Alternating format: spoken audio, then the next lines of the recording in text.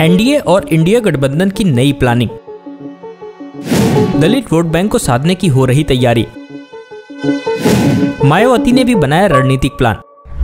नमस्कार दोस्तों, मैं रतन सिंह और आप सभी का ट्रिगर न्यूज में स्वागत है। आगामी लोकसभा चुनाव 2024 सभी के लिए चिंता का सबब बना हुआ है। एनडीए गठबंधन तीसरी बार सत्ता में आने के लिए प्रयासरत है, तो इंडिया गठबंधन एनडीए को मात देने की जुगत में लगा है। बहुजन समाज पार्टी की मुखिया मायावती 2 दिन पहले बैठक करके अपने वोट बैंक को बिखेरने से रोकने की रणनीति बना चुकी है। भारतीय जनता पार्टी ने पिछले दिनों हुए उपचुनाव में हार से सबक लेते हुए दलित मतदाताओं के बीच में पैठ बनाने के लिए दलित बस्तियों में जाने के साथ साथ दलित सम्मेलन करने की योजना बनाई है।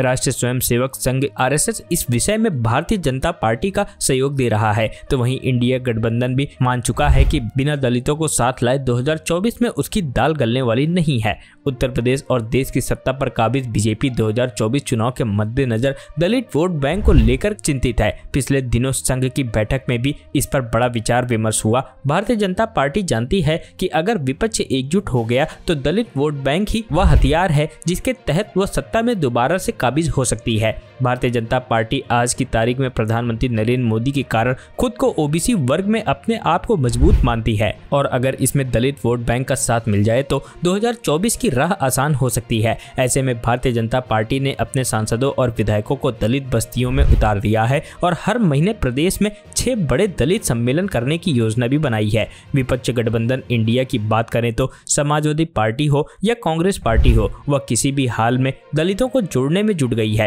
पिछले दिनों विधानसभा चुनाव में मिली जीत से समाजवादी पार्टी काफी उत्साहित है और उसको लगता है कि दलित वोटरों ने बीजेपी की ओर ज्यादा रुझान नहीं दिखाया है। हालांकि इस दौरान बहुजन समाज पार्टी मैदान में नहीं थी। ऐसे में उनकी कोशिश है कि आगामी लोकसभा चुनाव में भी अनुसूचित वर्ग का वोट उसकी तरफ आए। पिछले दिनों मध्य प्रदेश दौरे पर गए समाजवादी पार्टी के मुखिया अखिलेश यादव का पत्तल बोझ भी इस कवायद का एक हिस्सा था। कांग्रेस पार्टी भी अपने राष्ट्रीय अध्यक्ष के चेहरे पर दलितों को लुभाने में जुटी हुई है। उत्तर प्रदेश में 80 लोकसभा सीटें हैं, जिसमें आंकड़ों के मुताबिक अनुसूचित जातियों का वोट बैंक तकरीबन 20 से 22% है। ये वो वोट बैंक है जो किसी भी सत्ता तक पहुंच सकता है और किसी को सत्ता में जाने से रोक सकता है। उत्तर प्रदेश में विधानसभा वार देखें तो दलित वोट बैंक के प्रभाव वाली विधानसभा क्षेत्र तकरीबन 300 है। वहीं उत्तर प्रदेश विधानसभा में 86 सीटें रिजर्व हैं, जिसमें 2 एसटी के लिए हैं। 2022 के विधानसभा चुनाव में बीजेपी ने रिजर्व वर्ग के 86 में से 64 विधानसभा सीट जीती थी। लोकसभा सीटों की बात करें तो उत्तर प्रदेश में 80 में से 17 लोकसभा सीटें आरक्षित हैं।